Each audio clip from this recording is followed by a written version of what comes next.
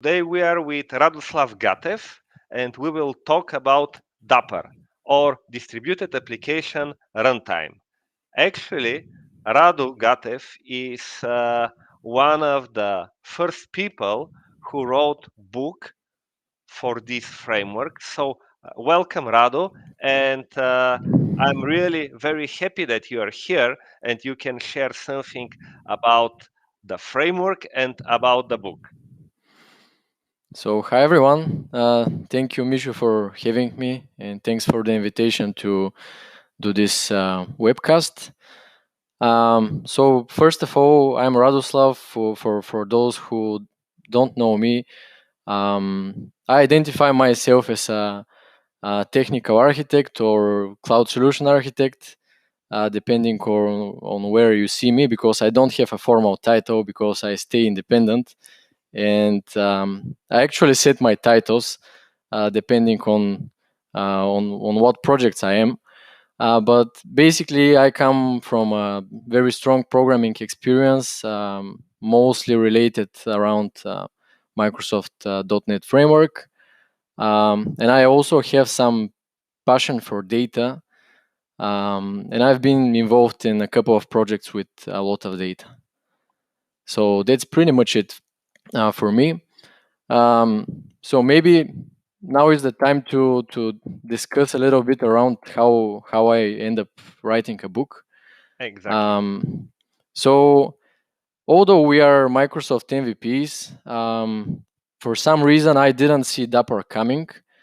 We have some access to NDA content, to private information around across Microsoft, but I didn't see Dapper coming, and I heard about it for the first time during Microsoft Ignite back in 2019.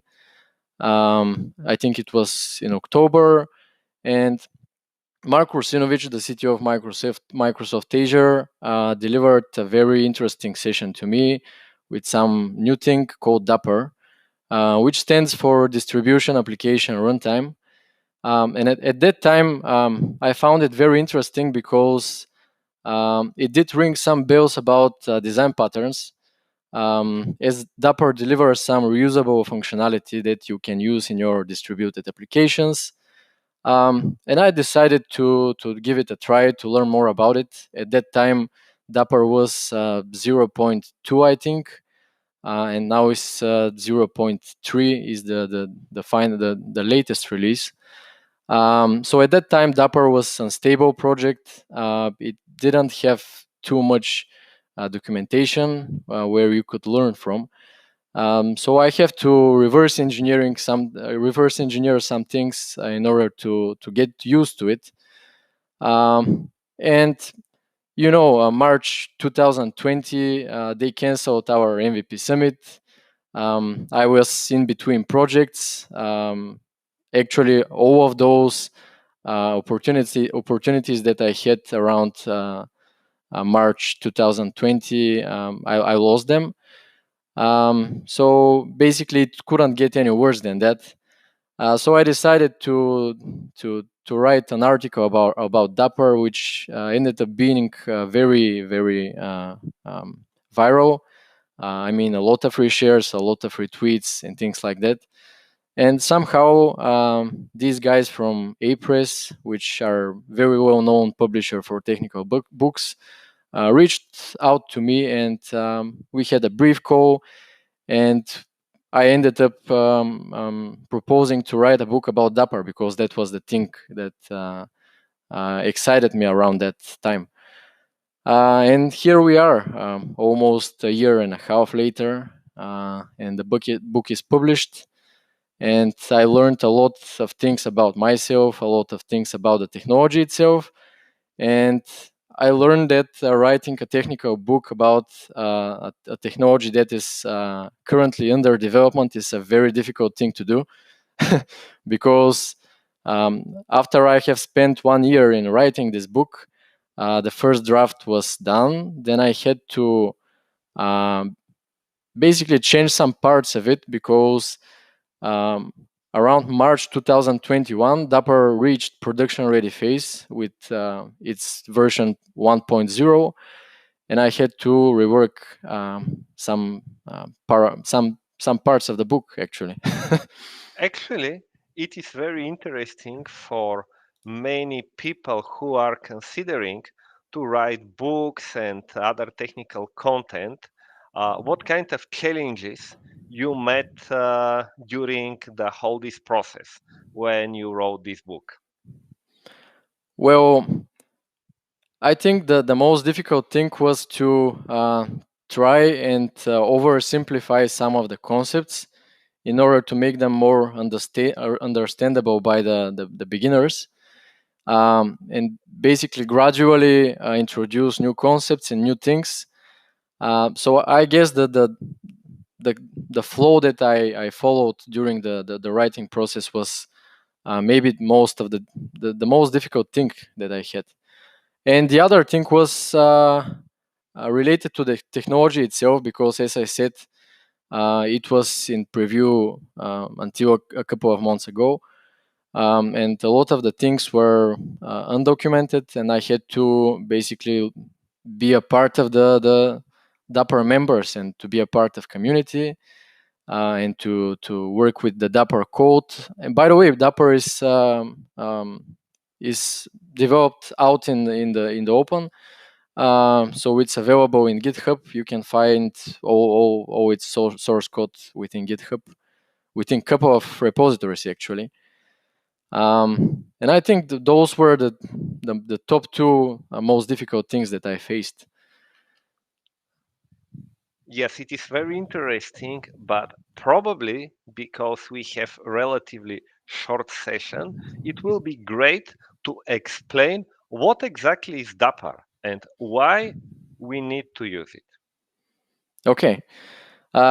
So I doubt that there is a person who can explain Dapper in just one sentence, because Dapper is a lot of things. But let me try. I mean, Dapper provides some useful patterns. It's obviously a runtime.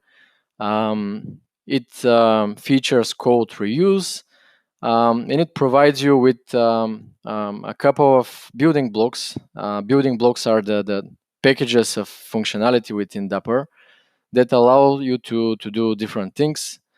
And Dapper is language. Dapper is language agnostic. Dapper is framework agnostic, and also cloud and vendor agnostic. So you are not locked into some technology or framework that you have to continue using um, over and over again. So basically, you can use Dapper as soon as you have basically the HTTP stack implemented within your framework where you execute your code. Because Dapper features the sidecar architecture. This is, by the way, commonly used within the microservices world, where you have some sidecar container or sidecar process, which acts like a companion to your applications, and it basically runs side by side your applications and provides some useful functionality to your basically application code. And with that, you can reuse some functionality without changing your existing code. I'm talking about the generic sidecar pattern. And Dapper is injected just in this case, like this. I mean, it's a sidecar process or a sidecar process as a sidecar container. Sorry. It depends on where you host your application actually, because you can be within Kubernetes or you can be within a self-hosted mode, basically where you settle yourself the virtual machines and the infrastructure. And in this case, Dapper is just a process running side Do, by side your application.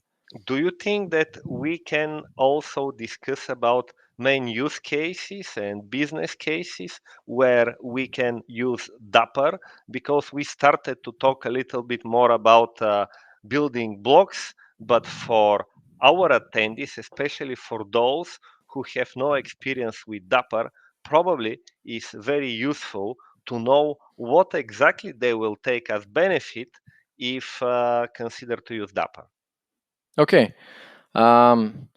Well, maybe it makes sense to briefly describe the building blocks, but I will actually I will leave that for 1 minute after we speak about that. But basically, Dapr allows you to reuse some common functionality. Like, so let's describe the flow when you want to use some kind of external system, like for example Redis or for example Kafka. If you are coming from the .NET framework, or actually it doesn't depend on the language that you are going to use.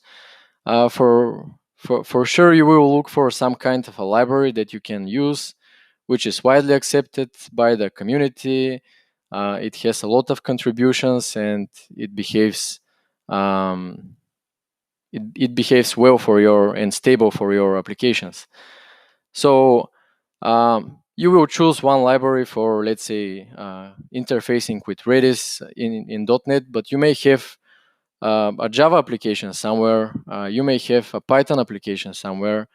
And within all those ecosystems, you have to identify the respective library from, for example, that you can use in order to interface with the same external system.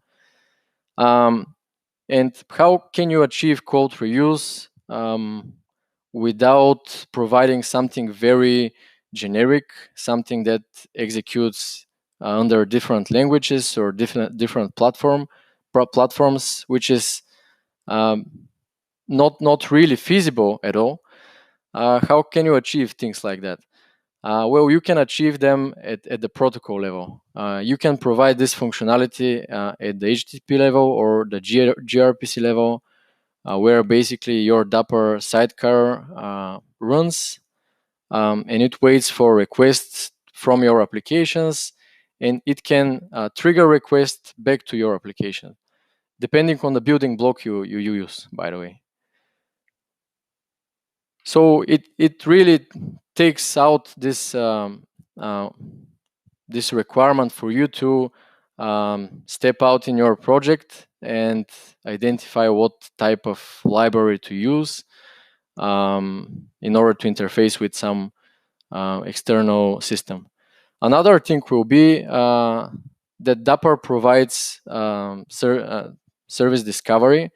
You know that in the distributed world, where you have multiple microservices running in a cluster, you need to have some way for identifying where your applications are running and at what addresses. So Dapper also handles this by providing a pluggable service discovery components. So basically, you can plug different components depending on where you are hosting your code. Let's say if you're inside Kubernetes, you can use the built-in services of Kubernetes and you will basically point to your applications by just typing the service FQDN, and Dapper will know that, and it will handle this behind the scenes for you, actually, by silently reusing the services functionality within Kubernetes. But the whole point of this is that the name resolution component is pluggable. And let's say if you are running in some legacy mode where you are hosting virtual machines or virtual machine skill sets, and you have some Python applications, you have some .NET applications. Some of them are running within Windows, some of them are running on Linux, some of them are containerized, some of them are not. In such cases, you have to choose some hybrid approach for doing the name resolution. And recently, they released a component, name resolution component within Dapper for using Consul as a DNS service. So Consul is yet another service mesh, and it provides very useful functionality when it comes to being able to discover services within environments that host different kinds of platforms like Kubernetes, virtual machines, containers, and things like that. Great. So it's not a homogeneous environment. Yeah, thank you very much. So probably we can go ahead with building blocks and everything which you can share about this platform.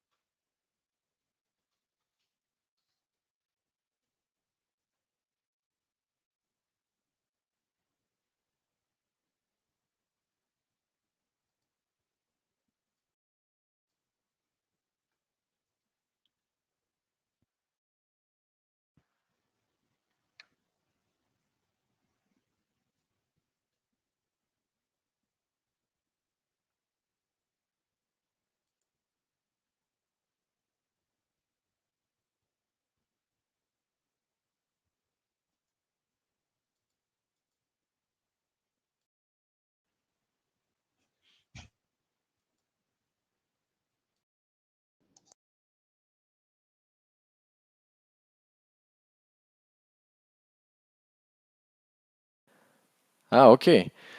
Can you hear me now? Yes. Okay. So the weird hardware flip switch of my headset basically had turned itself on. Anyway, so I briefly touched on the hosting modes of Dapr.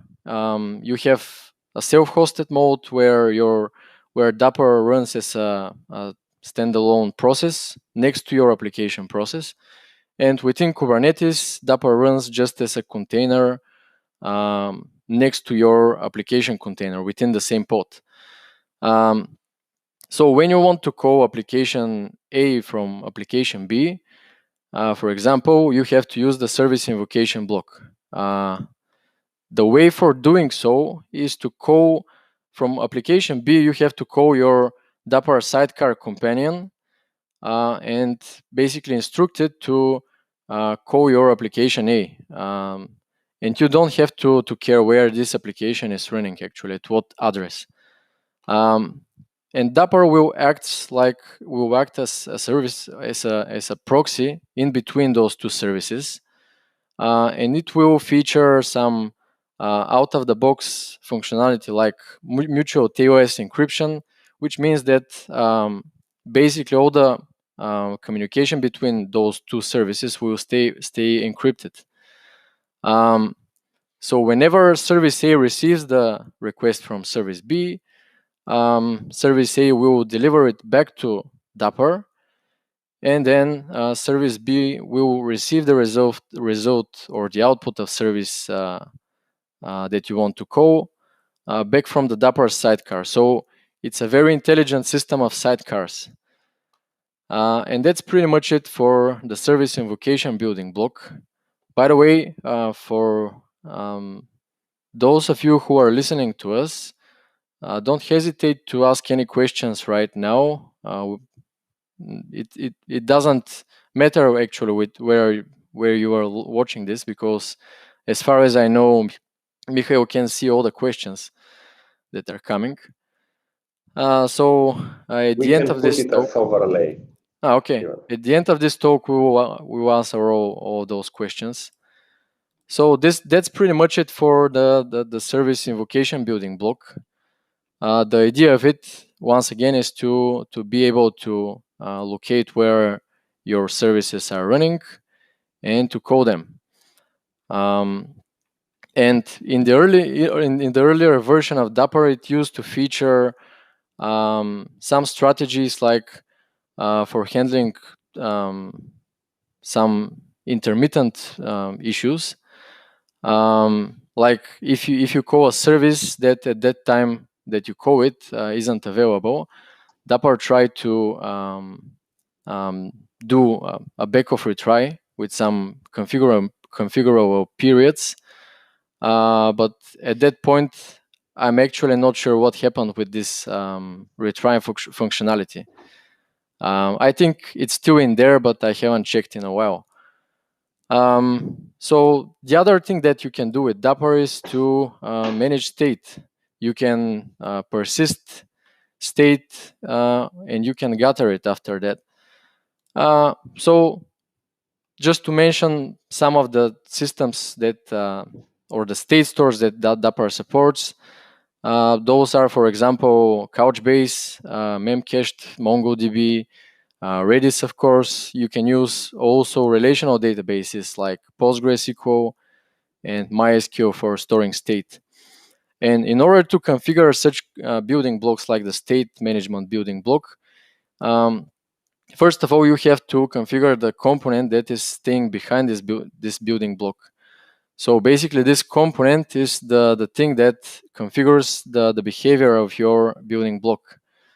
In this component, for example, if you are targeting Redis, you have to provide basically where the address where Redis runs, and also the username, the credentials that you can use to connect to this state store. So the state store is very simple. You once again call the sidecar API of Dapr, and it provides the operations for you that you can execute with the state stores. The good thing about that is that you don't have to change anything implementation-wise whenever you decide to switch over to a new state store. So in other words, if you decide to move from Redis to, let's say, PostgreSQL, you just have to reconfigure this component. And that's it. You just have to restart Dapr and everything will be working. So the next building block is actually publish and subscribe. Maybe this programming pattern is familiar to you whenever you use some message brokers like, for example, Service Bus within Azure. But the publish and subscribe building block allows you to publish to interface with, let's say that they are messaging systems, because some of them are more like messaging, fully featured messaging brokers, while others are just message queues. But the point of this building block is to be able to publish messages within some topic in this messaging system, and then subscribe to them. Actually, all your apps can subscribe to different topics. And once again, you do all those operations via the Dapr API.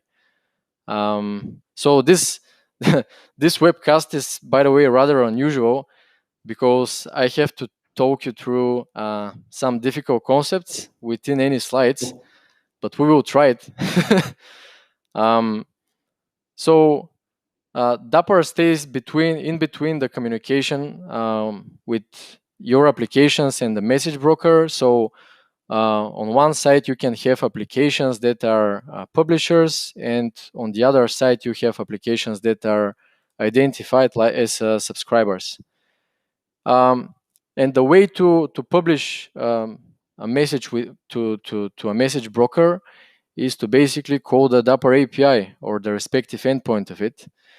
And the way to subscribe to incoming messages is to basically either use the declarative approach or by using the programming approach for doing that. So what I mean is that for the programming subscription approach is where you are exposing an endpoint of your API, where Dapr knows that it can find all the information regarding what topics you are interested in listening to. Whereas the declarative approach for setting up the subscriptions is via basically the component. So you configure it in YAML, in the plain old YAML, which many folks don't really like, by the way. Sometimes it's just confusing. Another building block is the bindings building block. So if you look at it, it may look like it has to do something with publish and subscribe, because it also integrates with things like Kafka, MQTT, RabbitMQ, or Redis, but it's not the case. I see bindings as the integration building block of Dapr, where you can interface with external systems. So basically, they can call your apps, and for calling your apps, they will go through the Dapr runtime. And in the end, you will just expose an endpoint within your application that Dapr will call depending on what happens, on what events are happening, and what you have configured to basically listen on. So the binding components is divided into two parts. The first part is the input binding, where external apps can call inside your platform and invoke some methods of your application. But the other part is output bindings, where you can just execute some commands on external systems. Like, for example, you can publish, you can send an SMS message via Twilio, or you can send an email via SendGrid by using those output bindings. Or you can, for example, post to Twitter, which is very exciting. The other building blocks is the actors building block. You may be familiar with this programming model, where at the center of it you have the actors, which are basically the lowest level of computation, and basically you can model things with actors. Or I by the way see actors as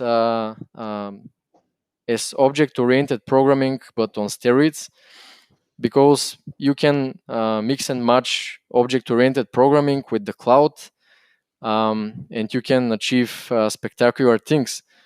So Dapr features such kind of building block, which implements the virtual actor pattern.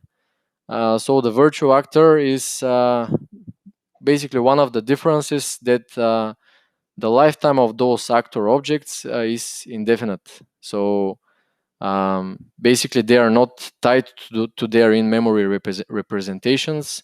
They just exist somewhere, but you don't care where they exist. You don't care how they are scaled out throughout your cluster, your Kubernetes cluster, because Dapr takes care of this. And basically, you can model real objects from the real world, something like digital twins. I know Michał is very excited about that. But Dapr handles a lot of those things that make it easy to use actors within Dapr, like reshuffling the actors within your Kubernetes nodes, managing the placements.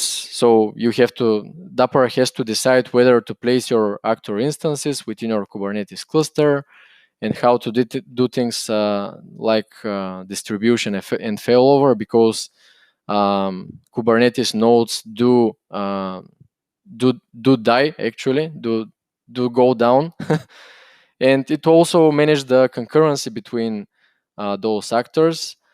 And essentially, for those of you who have used Service Fabric, basically Dapr, the initial implementation of Dapr, or the initial interface that it used, was 100% the interface of Service Fabric, the reliable actors within it. And another building block is when it comes to managing secrets. So as opposed to identifying what library to use to interface to Key Vault, for example, when you want to retrieve some secret, you can use the Dapr secrets management building block. And at some point you can decide to choose from, for example, Azure Key Vault to Kubernetes secrets or to HashiCorp Vault. And you can do this just by reconfiguring the component that is controlling how this building block behaves. So what is the idea behind this secrets management block? The idea is to be able to read secrets from your secret store of choice. It's very simple, and Dapr takes care of the communication with your secret store of choice. So that's pretty much it. It's really simple. And the other thing that you are taking for granted is distributed tracing. So Dapr, because it stays in between the communication with all your apps, and it has this intelligent system of sidecars, it is able to see how the traffic is flowing within your cluster. So basically, if an application calls application A calls service B, then service B calls service C, Dapr is able to rebuild this chain of invocations because it stays in between all those calls.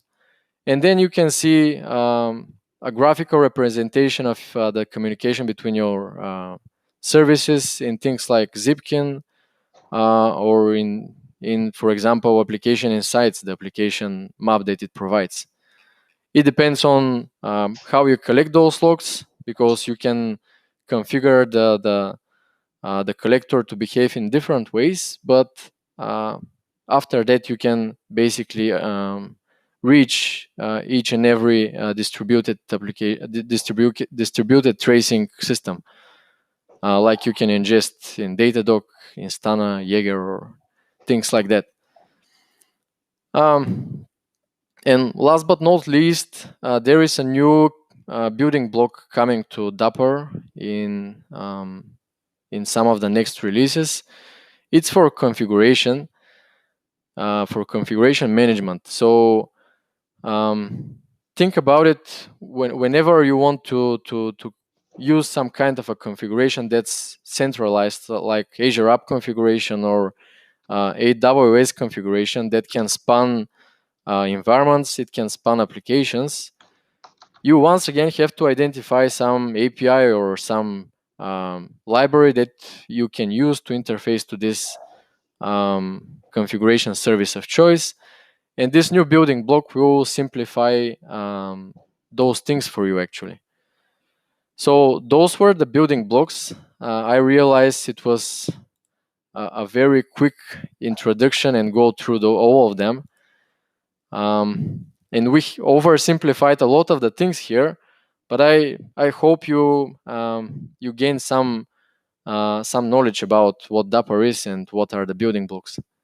I have one question here. Do you think that Dapr as platform which provides such kind of abstraction layer and makes actually systems agnostic to specific technology and some third-party services is easy to learn? I mean, what is, regarding to your experience, learning curve for regular developers?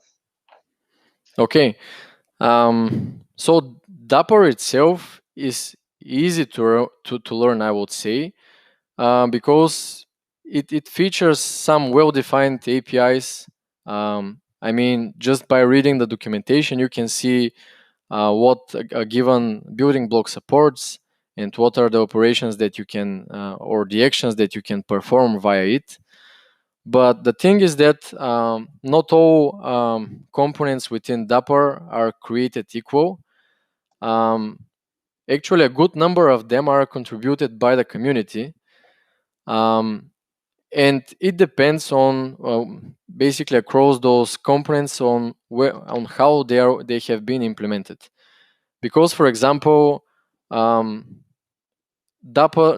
has to take the kind of the common how do you say that the common divisor problem.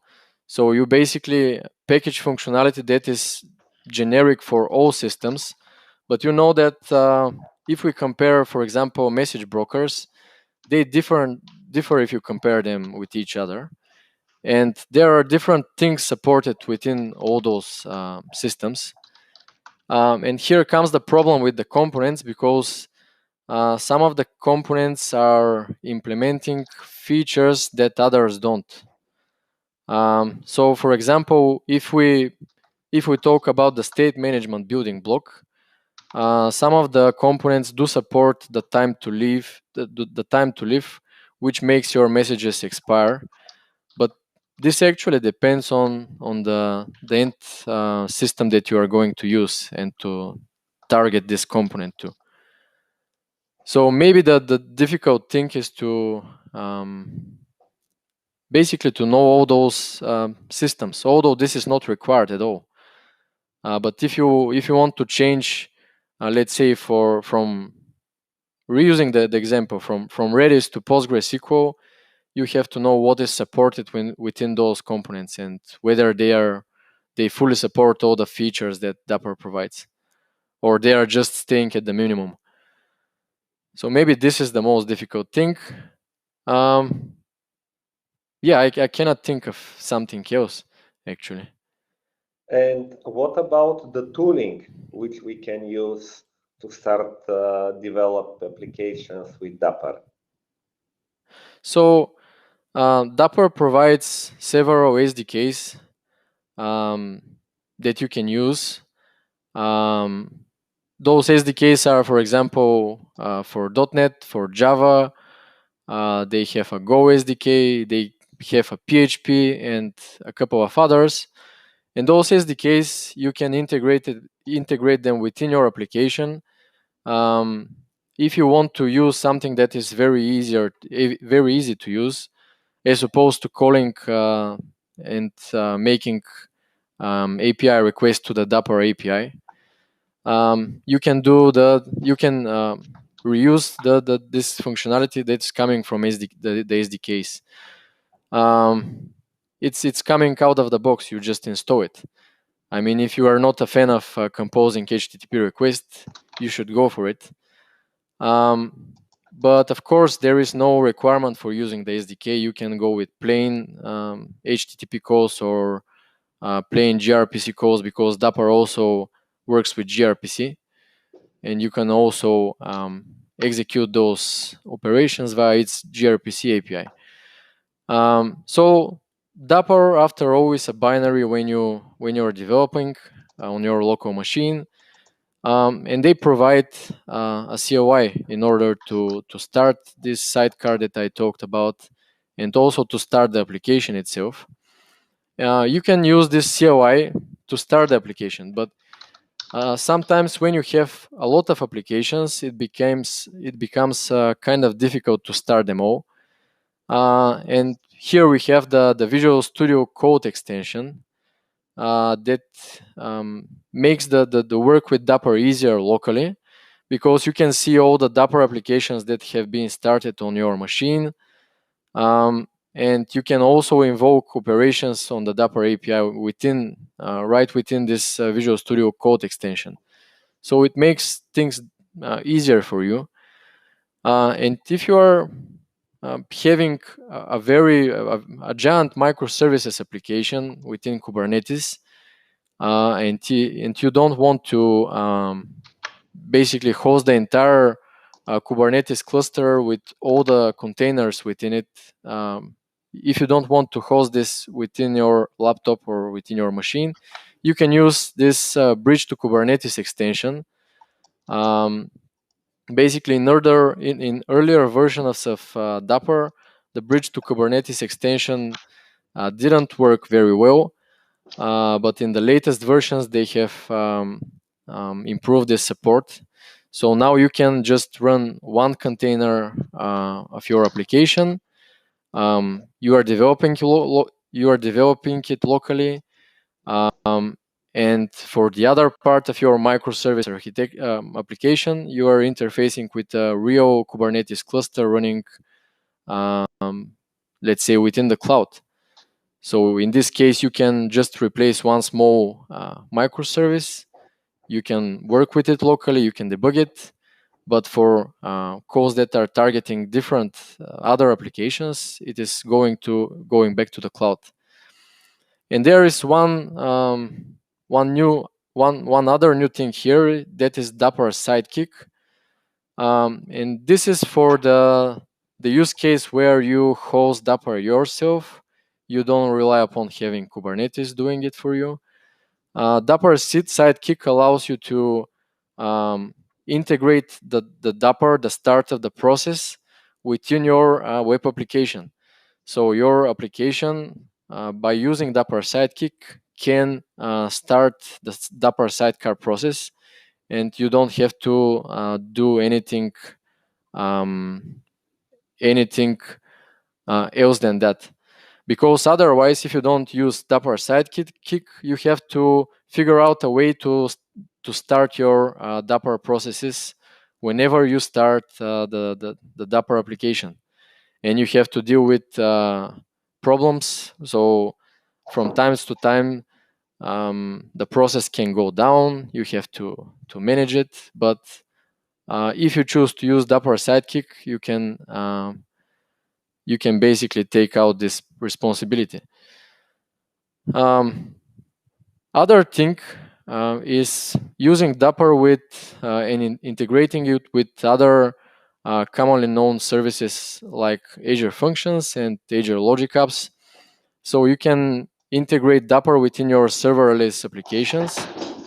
But there is a small caveat here, and it is that Dapper works with those technologies, but with their self-hosted versions. So you have to self-host Azure Functions, its runtime, and you have to self-host Logic Apps in order to be able to use Dapper with them. And another thing is to use Azure Api Management with Dapper. And once again, you have to use the self-hosted gateway. By the way, do you have any insights if it works in the same way with serverless components for other platforms, excluding Azure? No, not really. Currently, the integrations that I know of are kind of related to Azure.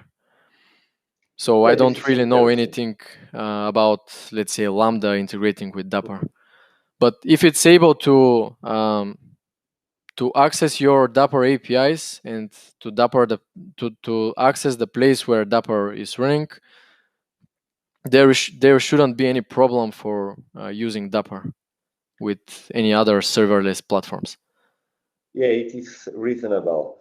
And we discussed also with you that one of the big advantages to use Dapper is when we have legacy applications. Can you share some insights about this?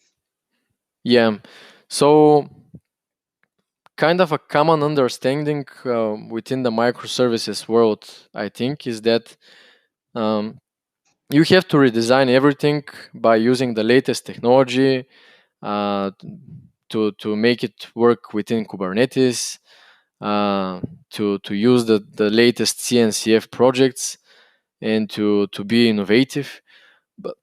But there are a lot of cases where big enterprises just cannot afford to move that fast to the modern technologies.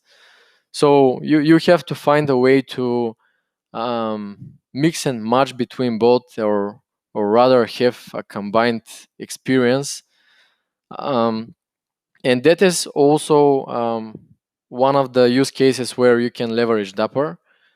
As I briefly touched on this during the beginning of the talk, for name resolution, you can use the console component, and basically console can locate your microservices no matter where they are running. So, for example, if you are running on Windows, you can host it within. Sorry. If you're running on Windows, you can host it on a virtual, but at the same time, you can have a Kubernetes cluster running somewhere, and at the same time you can have a Linux machine, and you can consolidate them all within your within a single environment by using this console name resolution component. You don't have to redesign everything and start from scratch. I guess that's the current idea. Great. Yes, it is very useful, I think. And at the end, what you can say for all software engineers who consider to start work with Dapr, something like recommendation.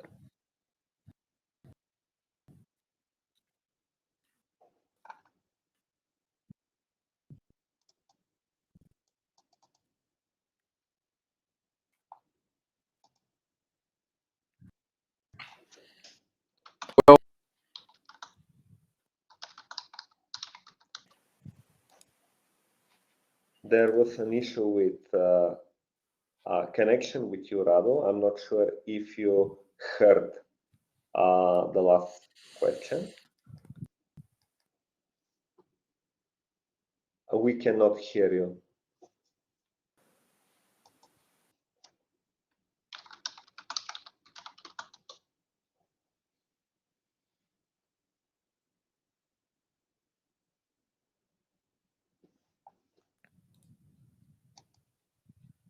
Hello, can you hear me?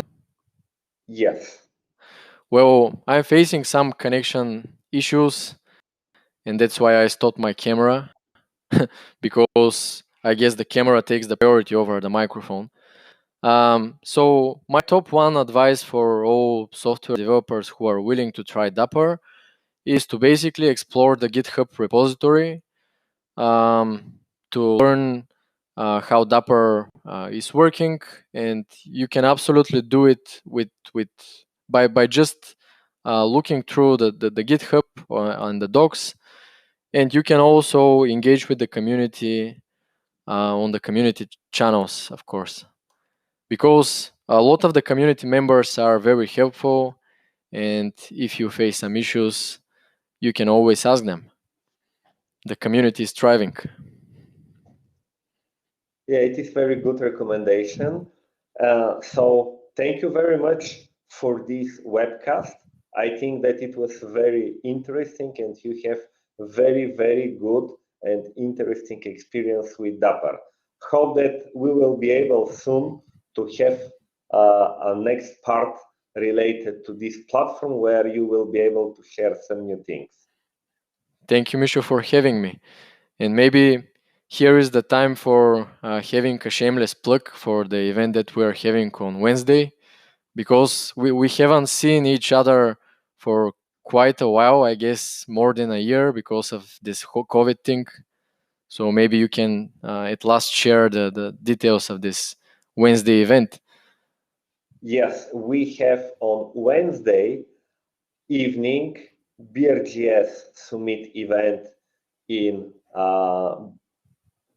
central part of Sofia, Maimunarnica. Many of you know this place.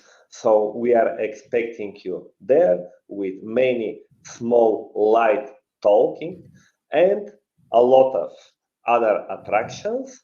And 10 days later, on 28th of August, we have also Data Saturday in Plovdiv. It is in the same time when Kapana Fest is organized. So all of you are welcome. We will have really nice event. Thank you and hope to see you soon. Thank you.